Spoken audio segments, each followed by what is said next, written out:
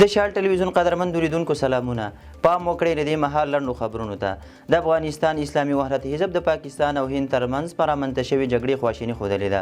د افغانستان اسلامي وحدت حزب په یوه اعلامیه کې ویلي چې د هند او پاکستان ترمنځ د جګړې لمن ورځ تر بلې پراخیږي او دواړو خواو ته یې درانه مالي او ځاني زیانونه اړولي دي چې دغه وضعیت په ورته وخت کې په هند او کشمیر کې د مذهبي شخړو او له مسلمانانو سره د تاوتریخوالي د زیاتوالي لامل شوی دی. په اعلامیه کې راغلي د افغانستان اسلامي وحدت حزب د هند او پاکستان ترمنځ د نښتو او پوځي کړکېچ د زیاتوالي له امله ژوره خواشیني څرګندوي او په ټینګار سره وایي چې د سیمې د ثبات او امنیت ساتنه خورا مهمه ده. په اعلامیه کې له ښکېلو اړخونو غوښتل شوي چې له زغم څخه کار واخلي او ټول اختلافات د خبرو اترو او سیاسي هڅو له لارې حل کړي. په اعلامیه کې همداراز راغلي افغانان چې د سیمې د تاریخي او فرهنګي شراکت له مخې یو نږدې ګاونډي ولس دی له نړیوالې ټولنې غواړي چې د جګړې ختمولو په موخه د ډیپلوماتیکو هڅو ملاتړ وکړي او فعال رول ولوبوي. په اعلامیه کې د جګړې له پایلو هم پرده پورته شوې ده او پکې راغلي چې د جګړې پراخېدل به نه یوازې د ښکېلو خواو بلکې د افغانستان په ګډون د سیمې هیوادونو لپاره ناوړه پایلې ولري. کابل کې د افغانستان، پاکستان او چین ګډه غونډه ترسره شوه. د پاکستان، چین او افغانستان درې اړخیزه غونډه نن په کابل کې د طالبانو حکومت د بهرنیو چارو وزیر امیر خان متقي په کوربهتوب ترسره شوه.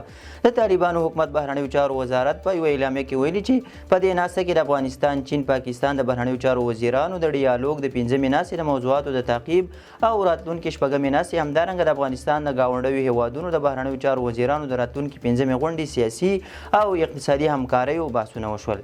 اعلامیه کې راغلي چې مولوي امیر خان متقي له افغانستان سره د دواړو هیوادونو سیاسي او اقتصادي اړیکې مهمې وبللې او هیله یې وښودله چې په راتلونکي کې به هم په دغو برخو کې ښه پرمختګونه وشي.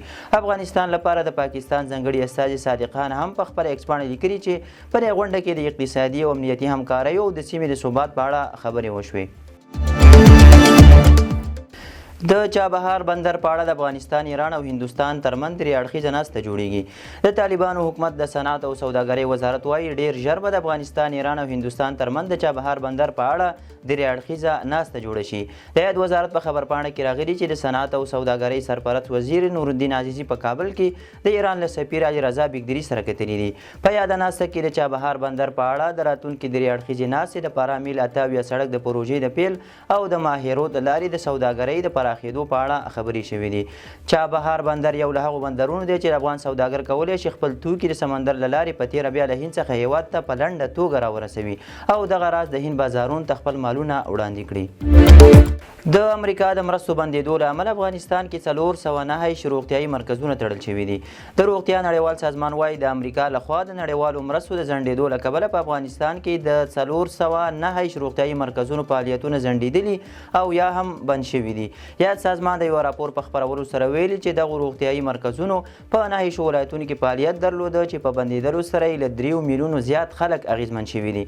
یاد سازمان خبرداری ورکړی چې د تمویل کمښت له امله تر جون میاشتې پورې د دوی لخوا ملاتړ کیدونکي 80% روغتیایي خدمات د بندېدو له خطر سره مخ دي. تیرو 3 کلونو کې په هیواد کې 2600 لوی او وړې شخړې حل شوي دي. د سرحدونو، قومونو او قبایلو چارو وزارت ویلي د طالبانو له بیا حاکمیت راهیسې په 14 ولایتونو کې د قومي جرګو له لارې 1200 لوی او 1450 وړې شخړې حل کړي دي. د یاد وزارت ویان مفتي تسلیم الله حقانی له رسنیو سره په خبرو کې ویلي چې دغه 2650 لوی او وړې شخړې د دیني عالمانو، د قومي مشرانو او مخورو په ګډو هڅو په ټول هیواد کې حل شوي دي. نوموړی وایي حل شوي شخړې چې د هیواد په بیلابیلو ولایتونو کې د یو شمېر موضوعاتو له امله رامنځته شوي وي خلکو ته یې مالي او ځاني زیانونه اړولي وو. هغه همداراز ویلي چې د همکارو ادارو سره په همغږۍ د هیواد په لرې پرتو سیمو کې د خلکو د ژوند ښه والي او یووالي پیاوړتیا په موخه تر 1000 زیاتې پروژې هم پلي کړي دي. پکتیا کې د تندر پریوتو پیښه کې 2 ماشومان خپل ژوند بایللی دی. پرون مازدیګر ګردیز کې د باران پر مهال تندر لوېدلی چې د نیازیو کلي 2 ماشومانو ژوند له لاسه ورکړی. د پکتیا د پیښو پر وړاندې د مبارزې رئیس مولوي نصیر احمد نجات ویلي چې مړه شوي ماشومان نجیب الله او محمد الله نومونه لري. هغه همداراز ویلي چې د شدید اورښت او سیلاب راوتو له امله په جاني خیل، احمد خیل او ځینو نورو سیمو کې د خلکو لسګونه څاروي، سلګونه میوه لرونکي او غیر میوه لرونکي ونې او په لسګونه جریبه کرنیز فصلونه هم له منځه تللي دي. امریکا د افغانانو لنډمهاله خوندیتوب 2 میاشتې نور هم وغځاوه. امریکا متحده ایالاتو ته د افغانانو د لیگ مرستندویه ادارې مشر شان وانډای ور اعلان کړی چې دغه هیواد د افغان کډوالو د لنډمهالي خوندیتوب وضعیت د نورو 80 ورځو لپاره غځولی دی. هغه ویلي چې فدرالي حکومت هوکړه کړې چې د اوس لپاره د لنډمهالي خوندیتوب حالت وغځوي. نوموړي همداراز د متحده ایالاتونو د حکومت لخوا د لنډمهالي خوندیتوب د وضعیت لغوه کول خیانت بللی دی. د امریکا د کورنیو چارو وزارت ویلي و چې مې میاشت کې به دغه هیواد کې د ایستلو له ګواښه د افغانستان او جون میاشت کې به د کامرون د وګړو لنډمهاله خوندیتوب پای ته ورسوي. د امریکایي رسنیو د راپور له مخې دا مهال نږدې 14,600 افغانان او 9,700 د کامرون وګړي امریکا کې د ایستلو له ګواښه د خوندیتوب په حالت کې دي. د G7 هیوادونو له پاکستان او هند غوښتي چې سملاسي جګړه ودروي او له زغم څخه کار واخلي.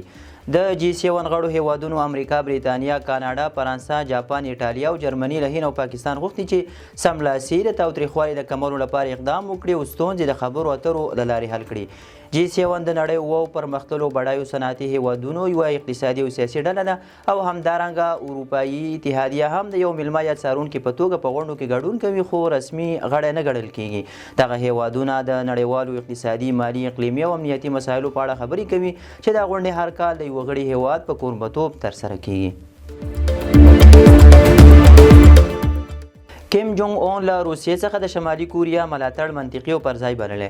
شمالي کوریا مشر کیم جونګ اون د اوکراین پر وړاندې او د روسیې په ګټه د خپل پوځ ملاتړ سم او منطقي بللی دی.